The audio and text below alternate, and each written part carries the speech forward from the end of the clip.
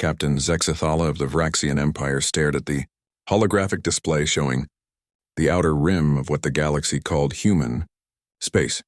The blue-skinned alien commander had led successful campaigns against dozens of species, each conquest adding another star system to the ever-expanding Vraxian territory. His forearms moved with practiced efficiency across the command console, pulling up tactical data that should have made this next invasion as straightforward as all the others, but something felt different this time. "Sir," his tactical officer, Krillnox, approached with visible hesitation. "The survey reports from our scout ships have arrived." Zexthala's crimson eyes narrowed as he reviewed the data. Humans controlled barely 50 star systems compared to the Vraxian Empire's 3,000. Their technology appeared primitive, their ships looked crude, and their military seemed laughably small. By every metric the Vraxian war machine used to evaluate potential conquests, humanity should have fallen within a standard rotation cycle. "These readings cannot be accurate," Zexthala muttered, his translator converting his guttural language into standard galactic. "Show me their defensive capabilities again." The hologram shifted, displaying human warships that looked like flying scrap metal compared to the sleek bioorganic vessels of the Vraxian fleet.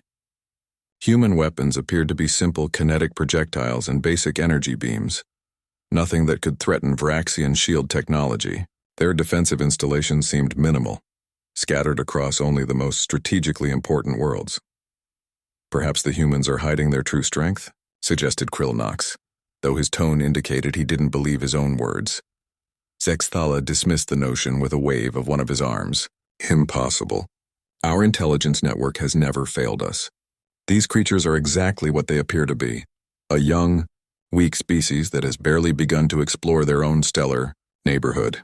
What the Vraxian commander didn't know was that 3 other major galactic powers were having identical conversations at that exact moment.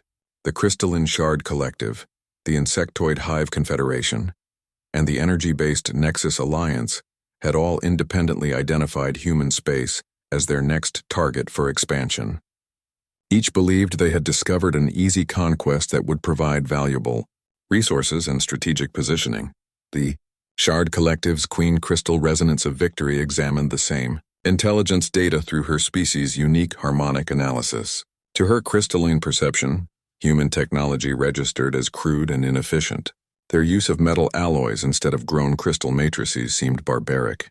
Their communication methods appeared slow and limited, compared to the instantaneous, harmonic frequencies her people used. The flesh creatures show no signs of advanced defensive capabilities, she transmitted to her swarm commanders. Their molecular structures indicate they are carbon-based biological entities with standard limitations. Conquest probability approaches unity. Meanwhile, in the vast living ship that served as the Hive Confederation's mobile command center, Queen Mother Zaxth processed information through her connection to millions of drone minds. The collective intelligence that governed her species had analyzed human behavior patterns, biological samples, and technological signatures. Every calculation pointed to the same conclusion. Humans represented minimal threat and maximum opportunity. The individual minds showed typical biological constraints, she buzzed to her warrior daughters. No hive consciousness detected. No genetic optimization protocols observed. No adaptive breeding programs identified. Standard conquest procedures should prove sufficient. The Nexus Alliance approached the situation from an entirely different perspective. As beings of pure energy who had long ago transcended physical form, they viewed biological species as curiosities to be studied and occasionally absorbed. Their consciousness prime analyzed human neural patterns and electromagnetic signatures, finding them surprisingly complex but ultimately limited by their biological nature. Fascinating electrical patterns in their cranial regions, the consciousness prime observed to its subsidiary minds. However, they remain trapped in organic shells. Their potential is severely constrained by physical limitations. Integration into the Nexus should prove straightforward once initial resistance is overcome. None of these galactic powers communicated with each other about their invasion plans. The galaxy was vast enough that territorial disputes were usually avoided through careful timing and target selection. Each empire assumed they had discovered humanity independently and planned their attacks accordingly. As the 4 invasion fleets prepared for what they anticipated would be routine conquests, Something else was happening in human space that none of their intelligence networks had detected. Deep within the Sol system, in facilities hidden within asteroid fields and beneath planetary surfaces, humanity was making final preparations for something their enemies could never have imagined. Dr. Sarah Chen stood before a massive holographic display in the underground facility beneath Luna. The data streaming across the screen would have terrified any of the approaching alien fleets if they had been capable of understanding what they were seeing. Humanity's true defensive capabilities weren't visible to external scans because they weren't defensive at all. Status report, she requested from her team of scientists and military personnel. Project Pandora is at 97% completion, announced Colonel James Martinez, his weathered face showing the strain of months of preparation. All dimensional anchor points are active. Quantum resonance chambers are synchronized. The antimatter reservoir is at maximum capacity. Biological samples from all 4 approaching species have been processed, added Dr. Yuki Tanaka from the Xenobiology Department. Genetic vulnerability profiles are complete. Targeted pathogen deployment systems are ready for activation. Temporal displacement calculations are confirmed accurate, reported Dr. Kwame Asante from the theoretical physics team. We can achieve localized time dilation fields across multiple star systems simultaneously. Dr. Chen nodded grimly as she absorbed these reports. Humanity had known this day would come eventually. Unlike the other species in the galaxy, humans had developed their technology along entirely different lines. While other civilizations focused on bigger ships, stronger shields, and more powerful weapons, humanity had pursued research that others considered impossible or impractical. Remember, Dr. Chen addressed the room, we didn't start this war. We offered peaceful contact to every species we encountered. We shared our knowledge freely and asked for nothing but the right to exist in our own small corner of the galaxy. The room fell silent as everyone present understood the weight of what was about to unfold. Humanity had spent decades preparing for this moment, hoping it would never come but knowing it inevitably would. The approaching fleets represented everything humanity had learned to fear about the galaxy. The assumption that might made right, that advanced civilizations had the inherent authority to subjugate those they deemed inferior. Initiate final countdown sequence, Dr. Chen commanded, and may whatever gods are watching forgive us for what we're about to unleash. As the 4 alien fleets converged on human space, confident in their overwhelming superiority, none of them realized they weren't invading a helpless young civilization. They were about to discover that sometimes the prey has been preparing for the predator far longer than anyone imagines. The Vraxian invasion fleet emerged from hyperspace at the edge of the Sol system, like a swarm of metallic predators, 300 warships, each one capable of reducing a planet to molten slag, arranged themselves in perfect battle formation. Captain Zexathala stood on the bridge of his flagship, the Devourer of Worlds, watching as his fleet's sensors swept across the seemingly defenseless human home system. Initial scans complete, sir, reported Krill Knox. We're detecting minimal defensive installations, a few orbital platforms around their central world, some patrol craft in the outer system. Nothing that should delay our conquest beyond a standard cycle. Zexthala nodded with satisfaction. Begin standard intimidation protocol. Broadcast our demands for immediate surrender on all frequencies. Give them 1 rotation to respond before we commence bombardment. What the Vraxian commander didn't know was that similar scenes were playing out simultaneously across 3 other entry points to human space. The Shard Collective had materialized their crystal ships near the Alpha Centauri system, their queen crystal humming with anticipated victory. The Hive Confederation's living vessels had swarmed into the Tau Ceti system, millions of drone minds buzzing with bloodlust. The Nexus Alliance's energy beings had manifested their plasma constructs near the Wolf 359 system, their consciousness streams pulsing with hunger for new minds to absorb. Each fleet had chosen what they believed was the optimal entry point for a quick conquest of human space. None of them knew about the others, and none of them understood that they had just triggered the most sophisticated trap in galactic history. Deep beneath the surface of Luna, Dr. Sarah Chen watched 4 separate tactical displays as the alien fleets took their positions. Around her, the command center hummed with quiet efficiency as hundreds of technicians monitored systems that existed beyond the comprehension of their approaching enemies. All 4 fleets have entered our sensor net, announced Lieutenant Commander Harrison from the detection station.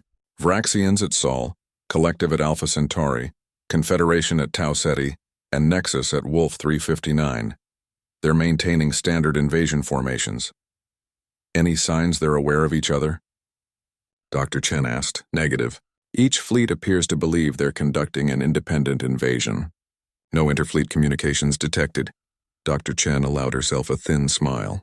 Humanity's intelligence network had been feeding carefully crafted misinformation to all four empires for months, ensuring each would believe they had discovered the perfect opportunity for an easy conquest.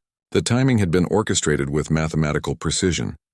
Status of Project Pandora? She inquired. Dr. Tanaka stepped forward, her face pale but determined. All dimensional anchor points are active and stable. We've successfully established quantum entanglement networks across all four target zones. The antimatter reservoirs are at maximum capacity, and the temporal displacement generators are synchronized.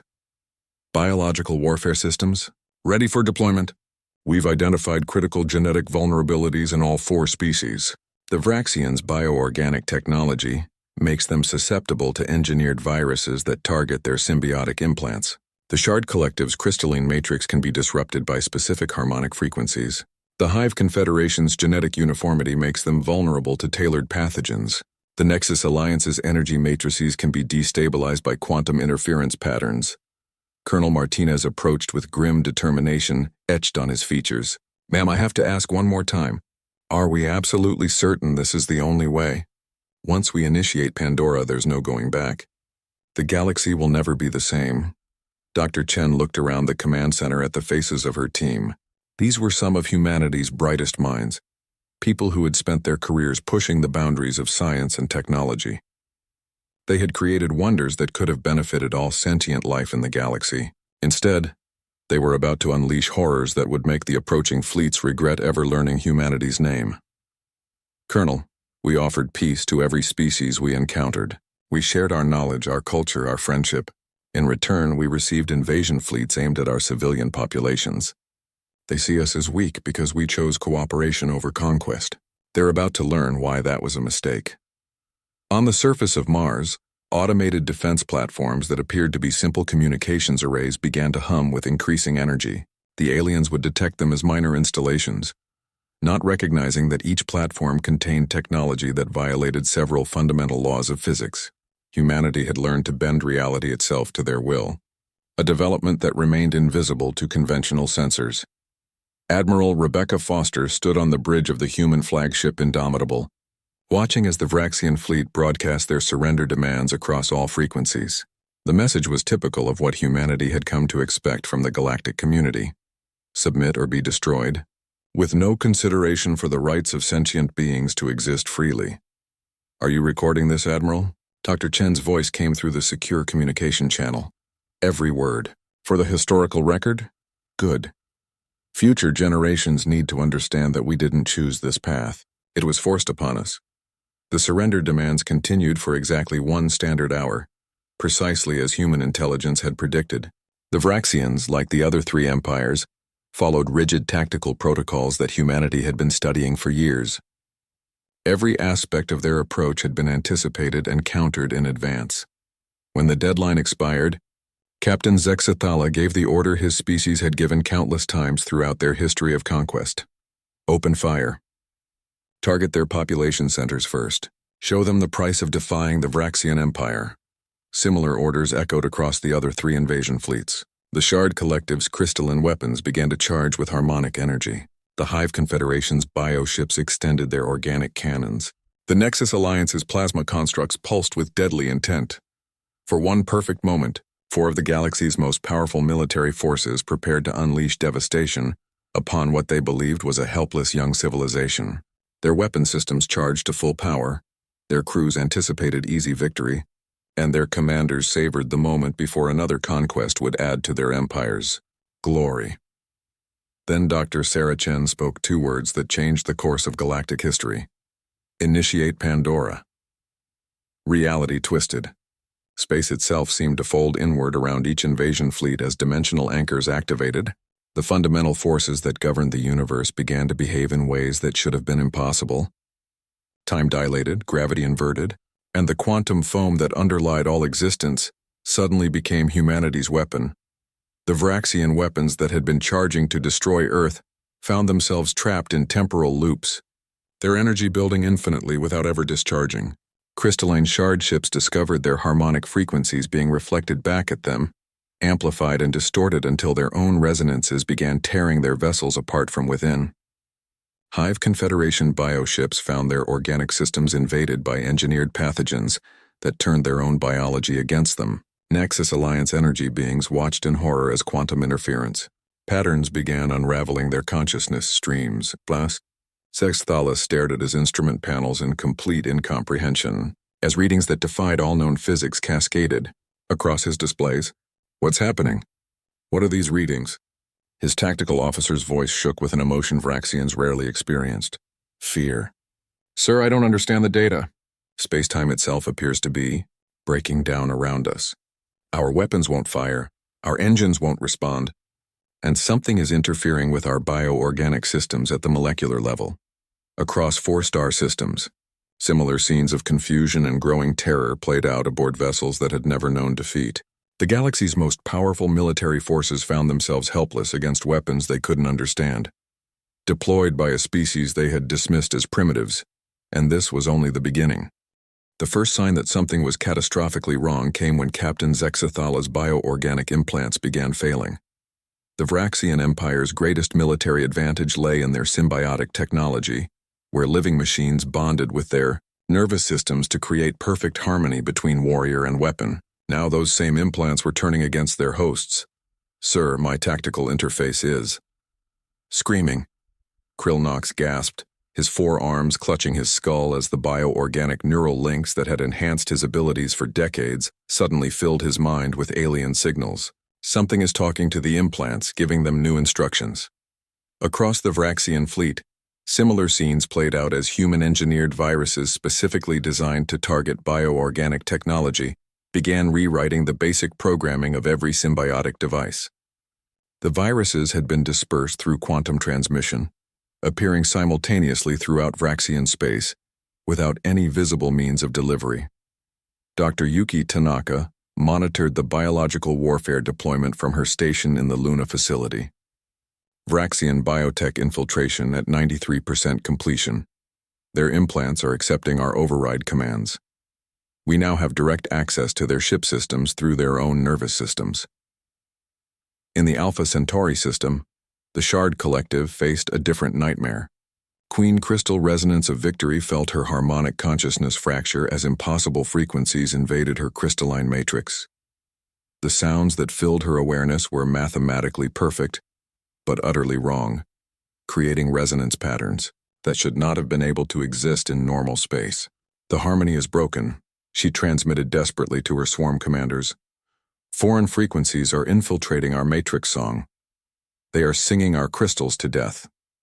Human acoustic engineers had spent years analyzing captured shard technology, discovering that the crystalline beings relied on specific harmonic frequencies to maintain their physical coherence. By generating counter-harmonics at quantum scales, humanity could literally cause Shard Collective ships to vibrate themselves into powder. Dr. Chen watched as the tactical display showed Shard vessels beginning to develop stress fractures along their crystalline hulls. Harmonic disruption field at optimal efficiency. Their ships are experiencing resonance cascade failure. The Hive Confederation suffered perhaps the most horrific fate. Their greatest strength lay in their genetic uniformity, where billions of drones shared identical DNA patterns optimized for specific functions. This uniformity made them incredibly efficient, but also incredibly vulnerable to targeted biological weapons. Queen Mother Zizakath felt her connection to the drone minds beginning to dissolve as engineered pathogens spread through her fleet at the speed of thought. The biological weapon was designed to target the specific neural pathways that enabled hive mind communication, effectively lobotomizing entire ships simultaneously. The connection weakens, she buzzed frantically. Individual minds are fragmenting. The unity dissolves. We are becoming alone. For a species that had never experienced individual consciousness, the sudden isolation of each drone mind represented a form of existential terror beyond human comprehension. Millions of Hive Confederation beings found themselves cut off from the collective consciousness that had defined their existence since birth. The Nexus Alliance faced the most exotic attack. As energy beings who had transcended physical form, they considered themselves immune to conventional weapons. However, humanity had developed quantum interference patterns that directly targeted the electromagnetic matrices that constituted Nexus consciousness. Consciousness Prime felt its awareness fragmenting as quantum static filled the energy fields that comprised its being. Impossible frequencies detected, quantum coherence failing. We are being unmade. The energy beings watched in horror as their consciousness streams began to decohere, their thoughts scattering across multiple dimensions as human quantum weapons tore apart the very fabric of their existence. From her command post, Dr. Chen observed the systematic destruction of 4 invasion fleets with clinical detachment. All primary weapon systems functioning within normal parameters. Enemy fleets are experiencing total systems failure across all vectors. Colonel Martinez approached, his expression grim. "Ma'am, we're receiving surrender offers from all 4 fleets. They're begging us to stop the attacks." Denied. "This isn't about conquest, Colonel. It's about ensuring this never happens again." What the alien invaders didn't understand was that Project Pandora was designed as more than just a defensive weapon. It was a demonstration, a message to the entire galaxy that humanity was not the helpless prey species they appeared to be. Every action taken was being broadcast across galactic networks, ensuring that every civilization would witness what happened to those who threatened human space. Admiral Foster's voice crackled over the communication system. "Dr. Chen, we're detecting massive gravitational anomalies around the enemy fleets. Space-time is beginning to fold in on itself. Temporal displacement generators are activating according to schedule," Dr. Chen confirmed. "We're about to show them what humanity learned while they were busy conquering easier targets." The dimensional anchors that had been secretly placed throughout the galaxy began to activate in sequence. These devices, disguised as harmless research probes, had been deployed by human exploration vessels over the past 2 decades. Their true purpose was to create a network of quantum entanglement points that could manipulate space-time itself. Captain Zexathala stared in disbelief as his sensors detected impossible readings. Space around his fleet was beginning to compress, folding in on itself like origami made from the fabric of reality. The stars visible outside his viewport began to shift and distort as gravitational fields fluctuated beyond all known physics. "Sir," his navigator reported with barely controlled panic, "our position is becoming uncertain. We appear to be in multiple locations simultaneously. Our quantum coordinates are shifting into configurations that shouldn't be possible." Similar confusion spread through the other invasion fleets as humanity's mastery of temporal manipulation became apparent. The Shard Collective found their ships existing in multiple time streams at once, experiencing past and future simultaneously. The Hive Confederation's bio-vessels aged decades in seconds as temporal fields accelerated their biological processes. The Nexus Alliance's energy beings discovered their consciousness streams scattered across multiple temporal dimensions. Dr. Asante monitored the temporal displacement systems with scientific fascination. Space-time manipulation holding steady. We're maintaining localized time dilation fields across 4 star systems simultaneously. The enemy fleets are experiencing temporal displacement at a rate of approximately 1,000 to 1.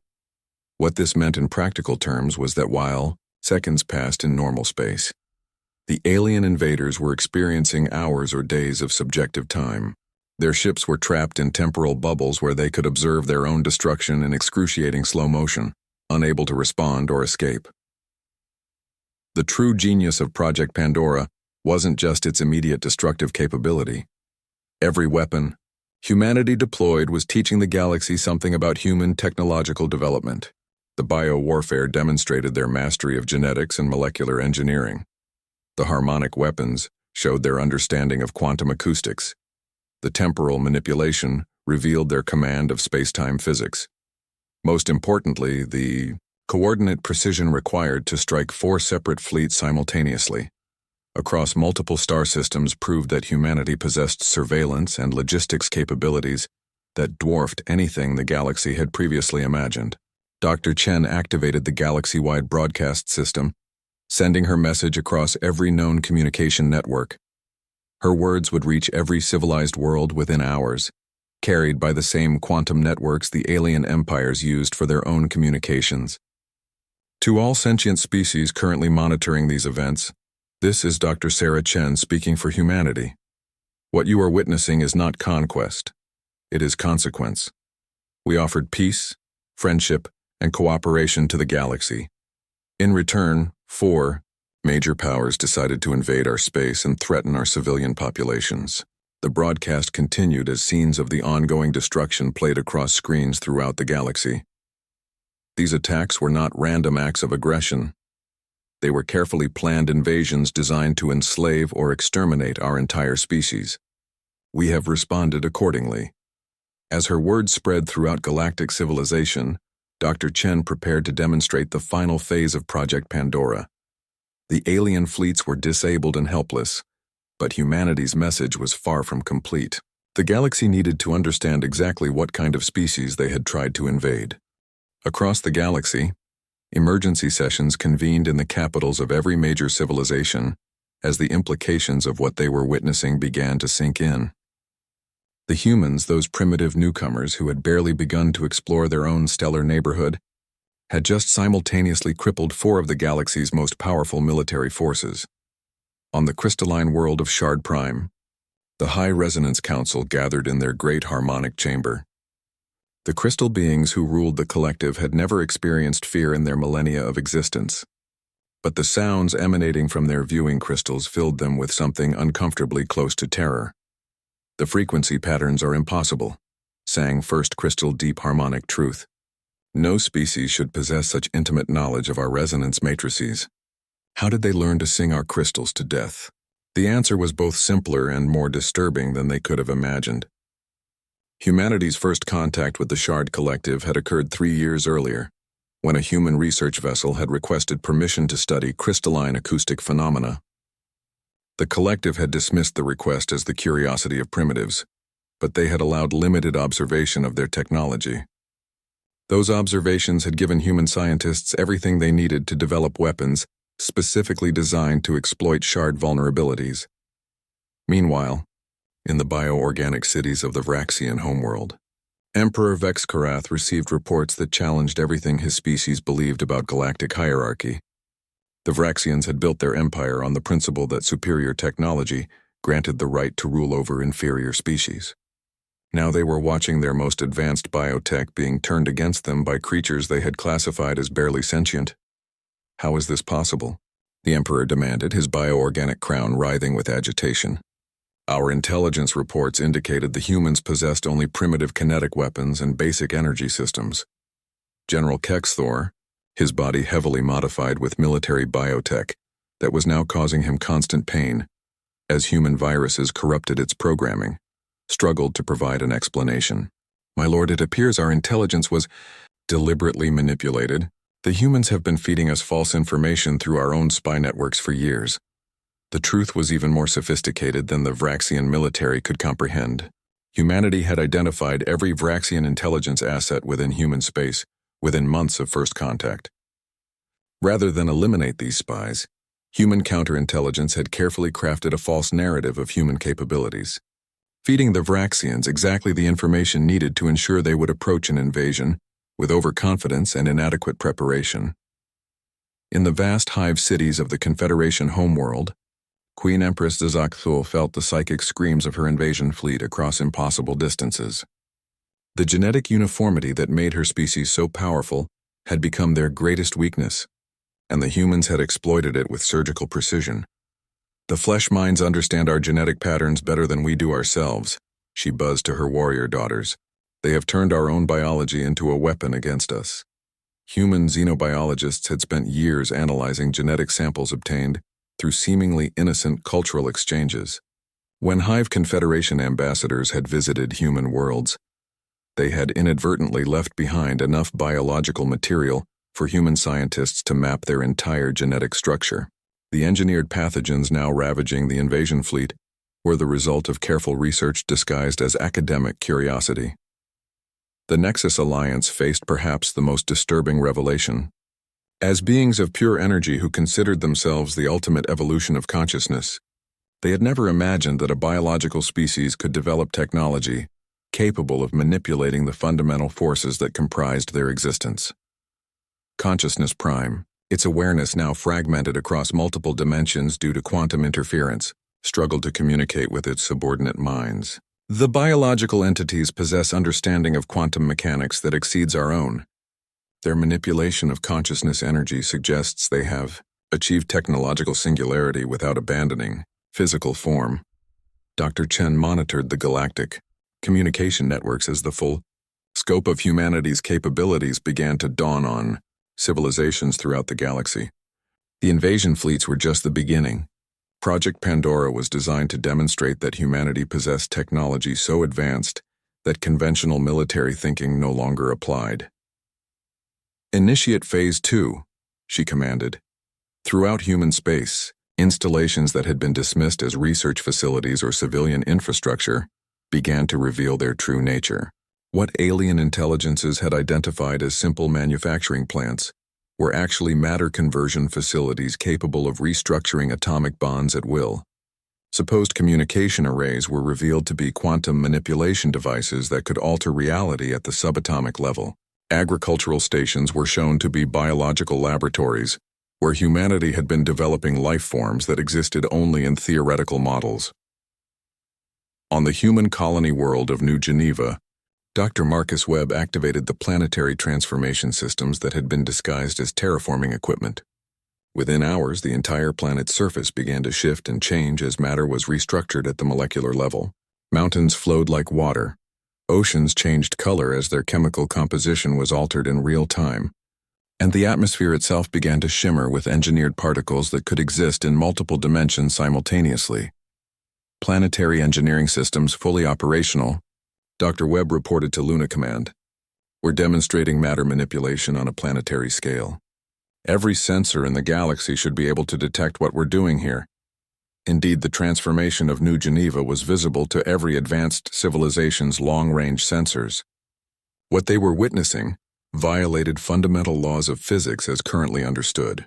Humanity was casually restructuring matter and energy on a scale that suggested they had mastered forces that other species considered purely theoretical. Admiral Foster's fleet, which the alien invaders had dismissed as primitive warships, began to demonstrate their true capabilities. The vessels that looked like crude metal constructs suddenly unfolded like flowers, revealing internal structures that existed in more than 3 dimensions. Weapon systems that had appeared to be simple kinetic launchers began to emit energy signatures that registered as controlled black holes, miniature stars, and exotic matter that technically shouldn't exist in normal spacetime. All vessels reporting ready for dimensional phase transition, Admiral Foster announced. Preparing to demonstrate transdimensional naval maneuvers, the human fleet simply vanished, not through any form of faster-than-light travel known to galactic science, but by shifting into parallel dimensions where they could observe and attack without being detected or targeted in return. They reappeared moments later in formations that should have required months of careful navigation to achieve. Having traveled through space that existed outside conventional reality, Captain Zex Thala, trapped in his crippled flagship with his bioorganic implants now completely under human control, watched helplessly as human vessels materialized around his fleet in perfect attack positions. The ships that had appeared crude and primitive now revealed weapon systems that made Vraxian military technology look like stone tools by comparison. "This is impossible," he whispered, his voice breaking. No species can develop this far without other civilizations detecting their advancement. But that was exactly what humanity had done. While other species competed for territory and resources through conventional warfare, humans had focused their efforts on research and development that transcended normal understanding of what was possible. They had achieved technological singularity while maintaining the appearance of a pre-industrial civilization. Dr. Chen's voice echoed across all frequencies as her broadcast continued. "We want the galaxy to understand something very important. Everything you have witnessed today represents defensive technology only. These are not our weapons of war. These are the tools we use to protect ourselves. You have not seen what humanity is capable of when we choose to attack rather than defend. The statement sent shockwaves through galactic civilization. If the devastating capabilities they had witnessed were merely defensive systems, what could humanity accomplish if they decided to go on the offensive? Queen Crystal Resonance of Victory, her crystalline form now crackling with harmonic interference that caused her constant pain, managed to transmit one desperate message to her homeworld. Do not engage the humans further. We have discovered something that should not exist. They are not a young species learning about the galaxy. They are something else entirely. Something that has been watching us from the shadows while we played at Conquest. The message reached Shard Prime just as humanity prepared to demonstrate the final phase of Project Pandora. The revelation that would change the galaxy's understanding of human civilization forever. The final phase of Project Pandora began with a sound that had never been heard in the galaxy before. The synchronized activation of humanity's true infrastructure. Across human space, installations that had been carefully hidden beneath planetary surfaces, within asteroid fields, and in the depths of gas giants began to emerge and reveal their purpose. Dr. Chen stood before the master control console as readings beyond comprehension flowed across her screens. Activate the stellar engineering arrays. What happened next would be recorded in galactic history as the moment when humanity's true nature became undeniable. The star Sol, which had appeared to be an ordinary G-type star to every alien survey, began to pulse with controlled energy emissions. Massive structures materialized around the star, structures that had been invisible to all sensors but were now revealing themselves as the most sophisticated piece of stellar engineering ever conceived. Dyson. Sphere construction systems coming online, reported Dr. Tanaka. We're demonstrating controlled stellar manipulation on a scale that should be theoretically impossible for any single species. The truth was staggering. Humanity had not simply colonized their local star systems. They had completely rebuilt them. What appeared to be natural planets were actually artificial constructs designed to look like normal worlds to casual observation. The asteroid belts were mining and manufacturing facilities. The gas giants were enormous chemical processing plants. Even the star itself had been modified with technology that existed beyond current galactic understanding. Throughout the galaxy, emergency sessions of planetary governments watched in growing horror as humanity's stellar engineering became visible. The humans had built a civilization that existed on a scale none of them had imagined possible. They weren't a young species just beginning to explore space. They were a technological power that had transcended conventional understanding of what was achievable. On the homeworld of the Nexus Alliance, Consciousness Prime's fragmented awareness struggled to process what its sensors were detecting. Impossible! The energy output from human stellar engineering exceeds the total power generation of our entire alliance. They have harnessed forces that we believed were purely theoretical. The Nexus Alliance had considered themselves the galaxy's masters of energy manipulation, but what they were witnessing made their technology look primitive. Humanity had learned to control the fundamental forces that governed stellar formation and evolution. They could literally create and destroy stars at will. Admiral Foster's fleet, no longer bothering to maintain the pretense of primitive warships, began to demonstrate capabilities that redefined what naval warfare could become. Her vessels shifted through dimensions that most species didn't know existed, attacked through time itself, and wielded weapons that manipulated the basic constants of reality. Demonstrating trans-temporal strike capabilities, she announced as her ships opened fire on the disabled invasion fleets. The weapons didn't simply destroy the alien vessels. They erased them from history, creating temporal paradoxes that meant the ships had never existed in the first place. Then, in demonstrations of precise control that terrified galactic observers, the ships were restored to existence moments later, their crews intact but with the clear understanding that they had briefly experienced non-existence. Captain Zexthala found himself remembering things that had never happened and forgetting things that had definitely occurred. The human temporal weapons were rewriting reality around him, demonstrating that humanity could control the flow of time itself with surgical precision. They're not just defeating us, he whispered to his crew. They're showing us that they can edit us out of existence whenever they choose. We never had a chance. We were never even fighting a war. We were participating in a demonstration. The Hive Confederation's Queen Mother Zaketh experienced something that should have been impossible for her species: individual thought. The human biological weapons hadn't just disrupted her hive-mind communications. They had temporarily granted consciousness to every drone in her fleet. For the first time in their lives, millions of hive beings experienced what it meant to be truly alive as separate entities. The flesh minds have given us the gift of self-awareness, she buzzed in amazement and terror. They could have simply killed us. Instead, they have shown us what we have never been, individuals capable of independent thought. The psychological impact was devastating. The Hive Confederation's greatest fear wasn't death, but the loss of unity that defined their existence. Humanity had demonstrated that they could grant or remove consciousness itself, making them more powerful than any god the Confederation had ever imagined. Dr. Chen activated the final component of Project Pandora, the revelation of humanity's true origins. Throughout galactic space, quantum transmission systems began broadcasting historical data that had been carefully hidden from galactic civilization. Citizens of the galaxy, her voice carried across every communication network. It's time you learned the truth about humanity. We are not a young species that recently achieved spaceflight. We are refugees.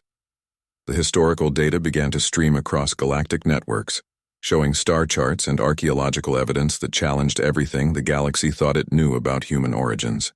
The information revealed that humanity had once controlled a vast interstellar civilization, spanning thousands of systems. They had possessed technology that made current galactic powers look like children playing with toys. 12,000 years ago, our original civilization spanned half the galaxy. Dr. Chen continued. We had mastered forces that your current science considers impossible. We could create and destroy stars, manipulate time, travel between dimensions, and restructure matter at the quantum level. The revelation sent shockwaves through every advanced civilization. If humanity had once possessed such power, what had happened to their original empire? We chose to abandon that power, Dr. Chen explained, her words carrying across the galaxy like a death sentence.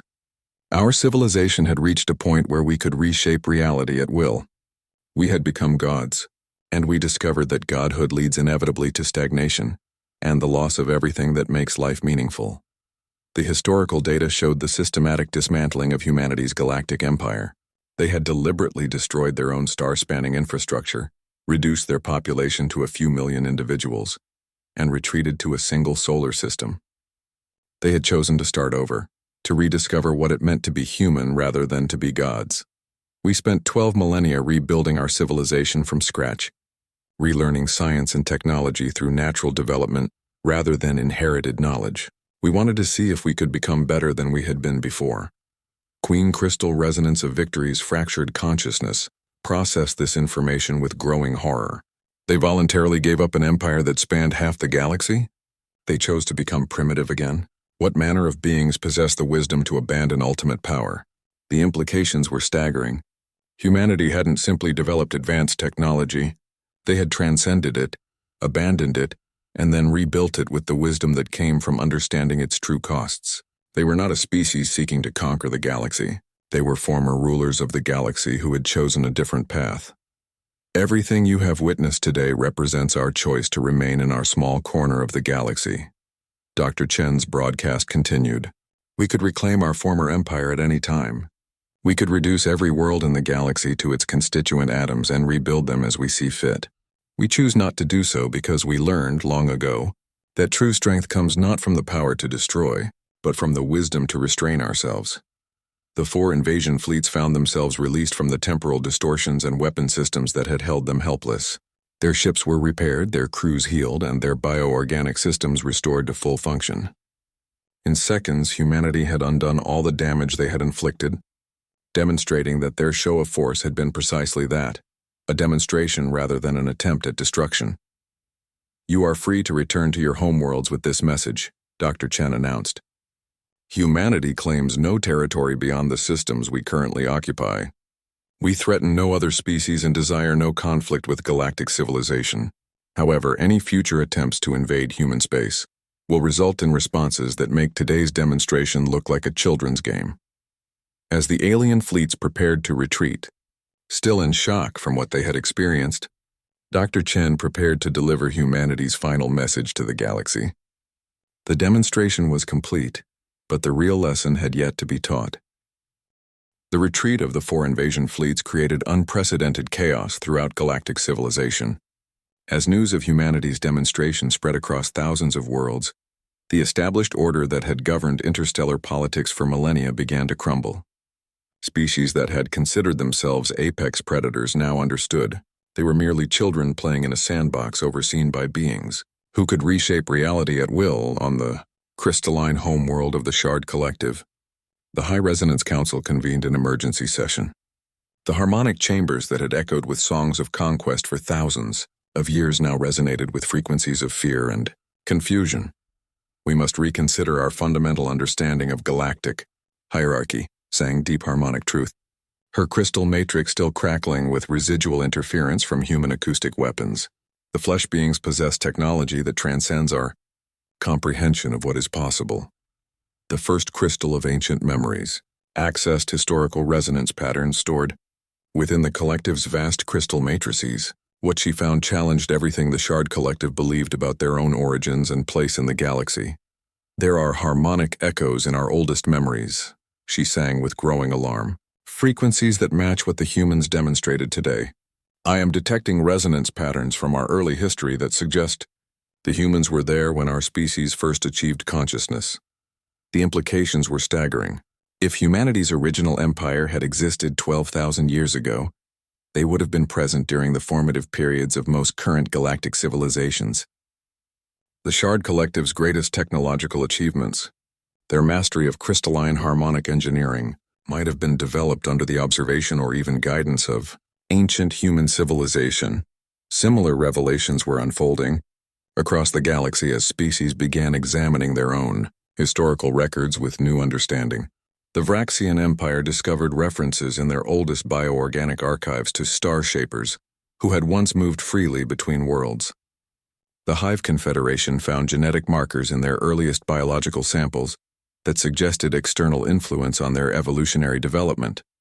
Most disturbing of all, the Nexus Alliance discovered that their transcendence to pure energy forms had been achieved using principles that appeared in their ancient databases under the classification of inherited knowledge from the Starwalkers. Emperor Vexkorath of the Vraxian Empire stood before his war council, his bioorganic crown writhing with agitation as he processed reports from across his domain. Are you telling me that our entire technological foundation might have been influenced by ancient humans?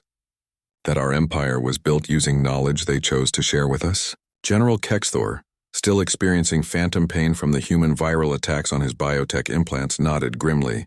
My lord, the evidence is undeniable. Our oldest bioorganic templates contain mathematical sequences that match human quantum signatures. It's possible that our entire species developed along paths they guided us toward. The psychological impact of this revelation was devastating for species that had built their identities around technological superiority and natural selection.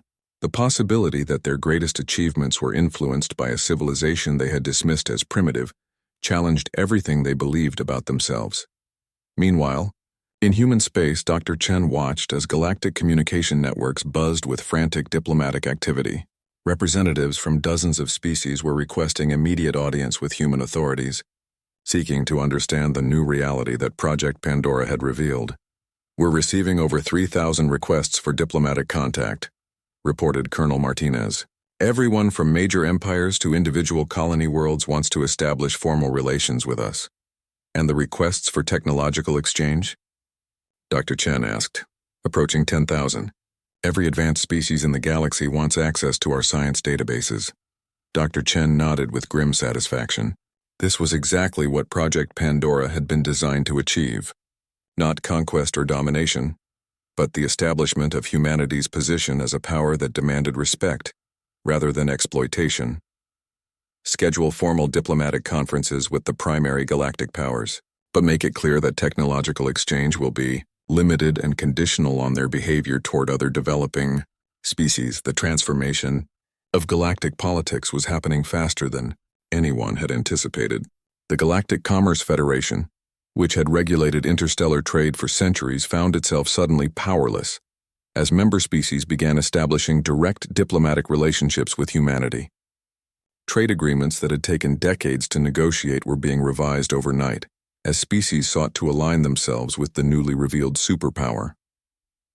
On the water world of Aquatica Prime, the amphibian tide runners who had remained neutral throughout galactic conflicts for millennia called for an emergency session of their planetary council. Their species had survived by avoiding involvement in the power struggles between larger civilizations. But humanity's revelation had changed the fundamental nature of galactic politics. The ocean singers speak truth, declared Elder Wave Dancer, her bioluminescent patterns flickering with anxiety. The balance of the deep currents has shifted. We must choose whether to seek the protection of these star-shapers or risk being swept away by the changes they have brought. Similar conversations were taking place on thousands of worlds as smaller civilizations realized that the galactic order they had known was ending.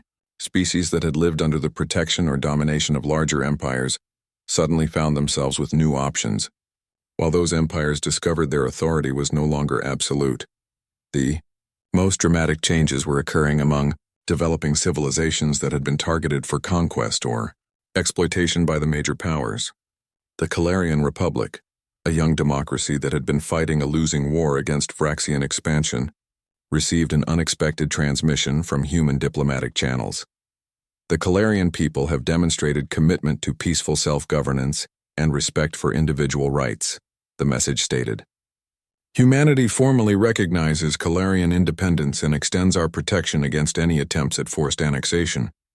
We invite Calarian representatives to establish formal diplomatic relations. Within hours, similar messages were received by dozens of species that had been struggling to maintain their independence against aggressive neighbors. Humanity was using their demonstrated power not to build an empire, but to protect the right of other species to determine their own destinies. The psychological impact on the galaxy's major powers was profound. They had spent millennia building their empires on the assumption that might made right, that superior technology granted the authority to rule over inferior species. Now they were confronted with a civilization so advanced that it could have conquered them all with ease, but chose instead to protect those they could have dominated. Captain Zex Thala, returned to Vraxian space aboard his repaired flagship, stood before Emperor Vex Korath in the Imperial throne chamber. His report on the failed invasion had already circulated throughout the Empire's leadership, but the Emperor wanted to hear the account directly from the commander, who had experienced humanity's power firsthand. Tell me, Captain, what manner of beings are we dealing with? Are they conquerors who will eventually demand our submission? Do they seek to replace our empire with their own? Zexthala's forearms moved. Slowly, as he recalled the experience of watching human vessels materialize from parallel dimensions and weapons that could erase ships from existence before restoring them moments later. My lord, they are something entirely different from what we have encountered before. They possess the power to destroy us completely, but they chose to heal our wounds and send us home. They could claim any territory in the galaxy, but they remain in their small corner of space. But what do they want? The Emperor demanded. I believe, my lord, that they want us to become better than we are. They have shown us that true strength comes not from the ability to conquer, but from the wisdom to choose when not to use power. They are teaching the galaxy a lesson that we were not prepared to learn. The captain's words echoed through the Imperial chamber, and through similar conversations happening across the galaxy. Humanity's demonstration had not simply revealed their technological capabilities. It had challenged every assumption about power, dominance, and the nature of advanced civilization. As Dr. Chen prepared for the formal diplomatic conferences that would reshape galactic politics, she reflected on the true purpose of Project Pandora. It had never been about defeating 4 invasion fleets. It had been about forcing the galaxy to confront the possibility that there were better ways to organize interstellar civilization than through endless cycles of conquest and domination. The real test would come in the days ahead, as the galaxy's species decided whether to learn from humanity's example or to continue the patterns that had led them to invade human space in the first place. 10 years had passed since Project Pandora changed the galaxy forever. The grand conference chamber aboard the neutral space station, Harmony's Edge, buzzed with translations from dozens of species as representatives gathered for the first Galactic Cooperation Summit. Dr. Sarah Chen, now serving as humanity's chief diplomatic coordinator, observed the unprecedented assembly with quiet satisfaction. The transformation had been remarkable. Where once the galaxy had been dominated by four aggressive empires constantly expanding through conquest, a new model of interstellar civilization had emerged. The Vraxian Empire had voluntarily dissolved its forced annexation policies, transitioning into a voluntary confederation where species chose their own level of participation. The Shard Collective had abandoned their crystalline supremacy ideology, instead sharing their harmonic technologies to help other species develop better communication systems. Most dramatically, the Hive Confederation had undergone a fundamental transformation. Queen Mother Zaxth, who had experienced individual consciousness during humanity's biological weapon demonstration, had chosen to grant permanent individuality to her entire species. The former drone minds were now citizens of the Confederation, each capable of independent thought, while maintaining voluntary connection to collective consciousness networks. The flesh minds gave us the greatest gift possible, she buzzed to the assembled delegates, her bioluminescent patterns flickering with what humans had learned to recognize as joy. They showed us that unity and individuality are not opposites, but complementary aspects of consciousness. Our species is stronger now because each of us chooses to belong rather than being forced to comply. The Nexus Alliance had perhaps undergone the most profound changes. After experiencing partial decoherence from human quantum weapons, their consciousness streams had developed new appreciation for the value of physical existence. Many Nexus beings were choosing to inhabit artificial bodies, experiencing reality through multiple sensory modalities rather than existing as pure energy. The biological entities taught us that transcendence is not about abandoning physical existence, Consciousness Prime explained through its newly adopted synthetic form. True advancement comes from experiencing reality through multiple perspectives, from understanding both the digital and the physical, the individual and the collective. Captain Zexathala, now Admiral of the reformed Vraxian Voluntary Defense Force, addressed the summit with words that would have been unthinkable from a Vraxian military officer a decade earlier. Before our encounter with humanity, we believed that superior technology granted us the right to rule over other species. We have learned that true superiority lies in using our capabilities to help others achieve their potential, rather than to dominate them. The changes weren't limited to the former invasion powers. Throughout the galaxy, smaller civilizations had flourished under the new paradigm of protected self-determination. The Calarian Republic had become a beacon of democratic governance, their success inspiring similar movements on dozens of worlds. Trade networks based on mutual benefit rather than exploitation had created unprecedented prosperity across formerly oppressed systems. Dr. Chen rose to address the summit, her words carrying the weight of humanity's unique position in galactic affairs.